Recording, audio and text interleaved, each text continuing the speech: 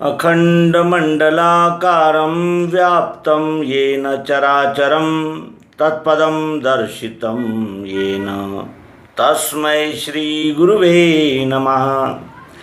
अज्ञानान्धस्य लोकस्य ज्ञानाञ्जनशलाकया चक्षुरुन्मीलितं येन तस्मै श्रीगुरुवे नमः। अध्यात्म विश्व विज्ञान यूट्यूब चैनल पर हम सब उपस्थित है। गत अंक में हमने ज्योतिर्लिंग के विषय में आध्यात्मिक दृष्टि से एक चिंतन प्रस्तुत किया था और उस लिंग और पिंड के समुच्चय स्वरूप का ही हम सब पूजा करते हैं, उपासना करते हैं। ओम नमः शिवाय ये हमारे सभ्यता का एक पुरातन ऐसा एक मंत्र है।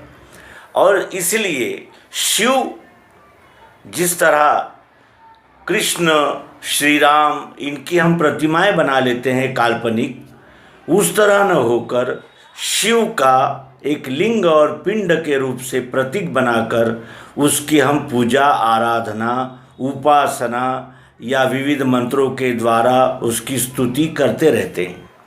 वो शिव है। और शिव ये प्रकृति को अलग रख के इसकी कल्पना भी नहीं की जा सकती। जैसे हमें अगर व्यवहार करने हैं तो हम और हमारा शरीर ये अलग नहीं होता, क्योंकि हम ही शरीर के द्वारा व्यवहार करते हैं। इन्हें शरीर और हम अलग अलग नहीं है। जब शरीर और हम अलग अलग हो जाते हैं तो फिर शरीर नष्ट हो जाने रूपांतरित हो जाता है और हम इस शरीर को छोड़कर निकल जाते हैं, यानी व्यवहार रुक जाते हैं। उसी तरह यह अष्टधा पृथ्वी, जल, अग्नि, वायु, आकाश, ये प्रकृति और उसमें व्याप्त चाहत, ज़रूरत, प्रियत्व रूप वो आत्मा, अक्षर भाव, इन दोनों का मेल पुरुषोत्तम नाम भाव में होता है। और इसी का दिग्दर्शन भगवान श्री कृष्ण जी ने गीता के 15वें अध्याय पुरुषोत्तम योग में विस्तार से किया है, जो हम अपने मित्रों के लिए इसके पूर्व ही प्रसारित कर चुके। अब आइए हम इस शिव की प्रतिमा को साक्ष्य बनाकर खोजें कि हमें इतने यानी विभाजन कैसे पैदा हो गया। तो प्रकृति को ही शक्ति कहा जाता है और पुरुष को शिव कहा जाता है। शिव को मानने वाले जो मातृशक्ति की पूजा करते हैं, जैसे काली माता, चामुंडा, और नवरात्रि में 9 प्रकार की देवियों की प्रतिष्ठापना, और फिर अनेक प्रकार के मसा माय है, तो विभिन्न कल्पनाओं के द्वारा हम अनेक प्रकार की देवताओं की निर्मिति कर लेते हैं, संतोषी माता वगैरह वगैरह वगैरह।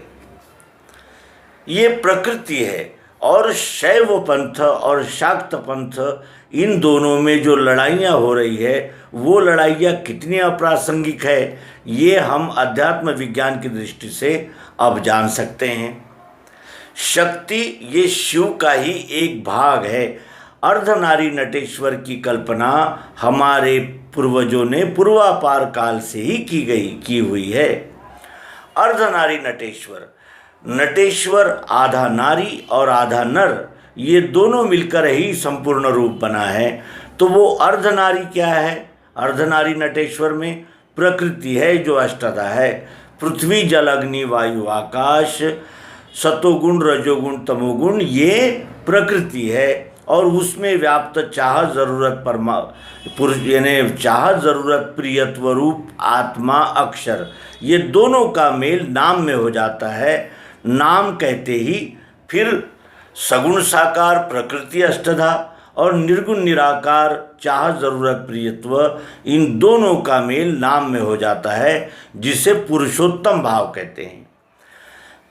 ये दोनों शिव और शक्ति कभी अलग हुए ही नहीं, अलग हो ही नहीं सकते।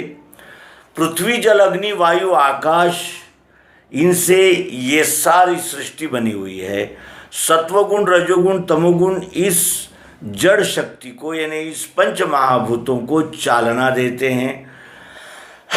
जो शब्द स्पर्श रूप रसगंध के रूप में हमें अनुभव में आते हैं, ये प्रकृति है।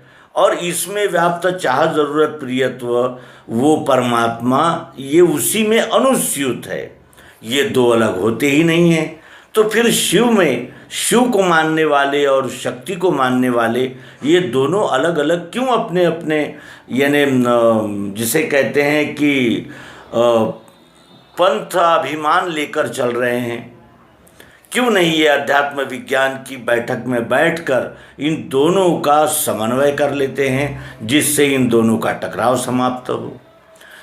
यही सगुण और निर्गुण बने हैं। कुछ लोग कहते हैं जो दिखता है वही सत्य है, जिसे सगुण कहते हैं, और कुछ लोग कहते हैं जो दिखता नहीं है वो निर्गुण ही परमात्मा है।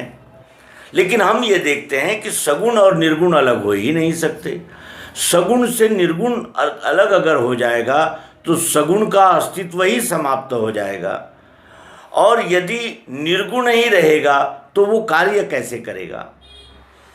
हमें भी कार्य करने के लिए इस 3.5 हाथ के शरीर की आवश्यकता होती है, और वही सगुण साकार प्रकृति है जो अष्टधा है।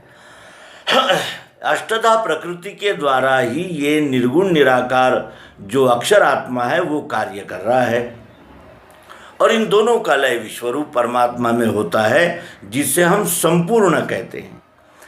तो ये कहने का आशय यही था कि हमारे इस परम पावन अत्यंत पुरातन सनातन संस्कृति के टुकड़े करने में हमारा अज्ञान ही कारणीभूत हुआ है।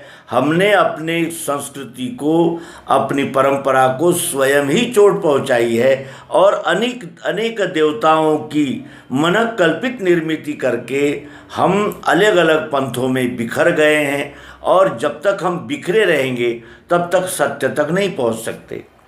क्योंकि हर पंथ अपने आप को संपूर्ण मानता है, हर ग्रंथ अपने आप को संपूर्ण मानता है, लेकिन वो अपूर्ण है। ये जानकारी हमें श्रीमद् भगवद गीता के, यानी जब तक हम बोध में नहीं स्थिर होते तब तक ध्यान में नहीं आ सकती।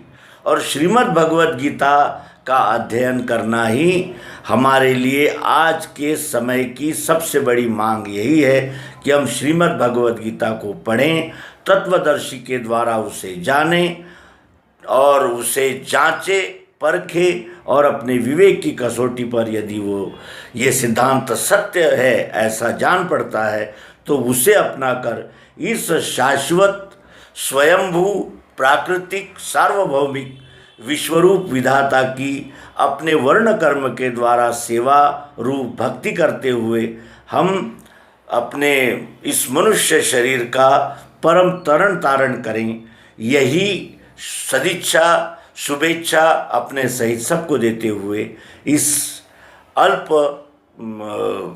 एपिसोड का यहाँ समापन करेंगे। नर्मदे हर सद्गुरु भगवान की जय।